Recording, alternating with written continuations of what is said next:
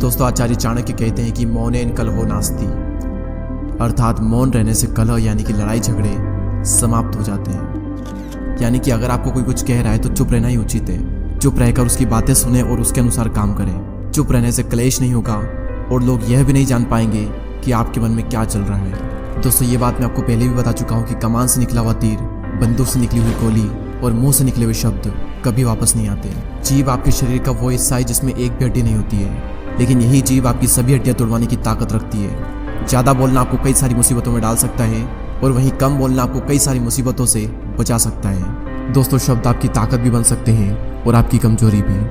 दुर्योधन के गिरने पर अगर द्रौपदी ने अपना मुंह नहीं खोला होता और दुर्योधन को अंधे का पुत्र अंधा नहीं कहा होता तो शायद दुर्योधन पांडवों को जुए के लिए आमंत्रित नहीं करता और न ही द्रौपदी का वस्त्रण होता और ना ही महाभारत जैसे इतिहास का सबसे बड़ा युद्ध होता जिसमें करोड़ों योद्धाओं की मृत्यु हो गई। दोस्तों, एक बहुत ही पावरफुल बुक है जिसका नाम है 48 लॉज ऑफ पावर, जिस पर मैंने वीडियो भी बनाया था और उस वीडियो में मैंने एक पॉइंट इंक्लूड किया था और वो था हमेशा ज़रूरत से कम बोलें।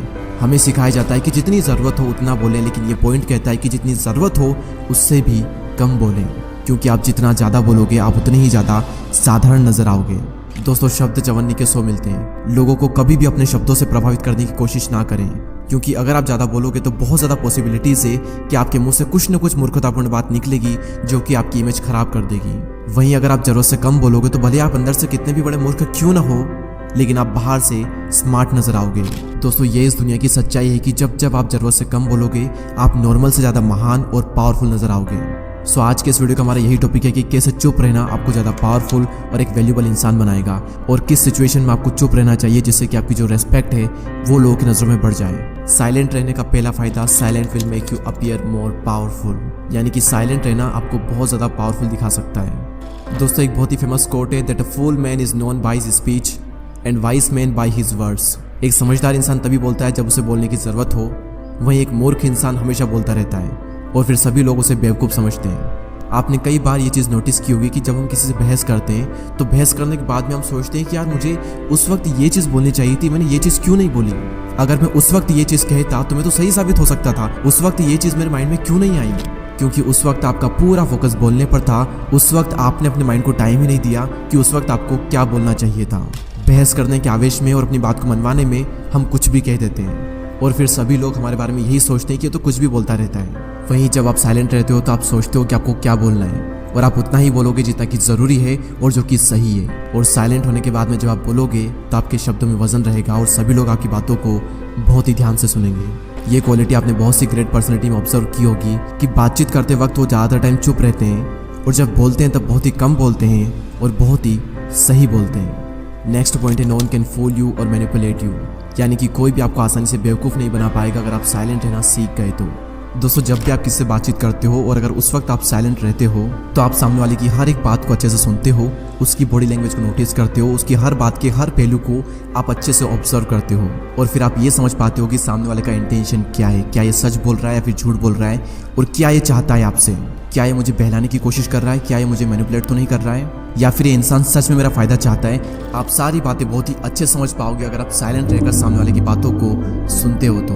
दोस्तों, नेक्स्ट पॉइंट है, साइलेंस गेट पीपल्स अटेंशन। दोस्तों, हम सभी के स्कूल में एक चीज़ कॉमन होती थी और वो चीज़ ये थी कि स्कूल टाइम पर जब टीचर कुछ बोल रहे होते थे तब पीछे बैठे हुए कुछ बच्चे बीच में कीड़ाकांडी करते थे, यानी कि कुछ बातचीत करते थे और ये देखकर टीचर एकदम से चुप हो जाते थे और उसके बाद सबकी अटेंशन टीचर पर चली जाती थी कि आखिर टीचर ने बोलना बंद क्यों कर दिया। और इसके बाद में जो टीचर बोलेंगे वो हर कोई ध्यान से सुनेगा।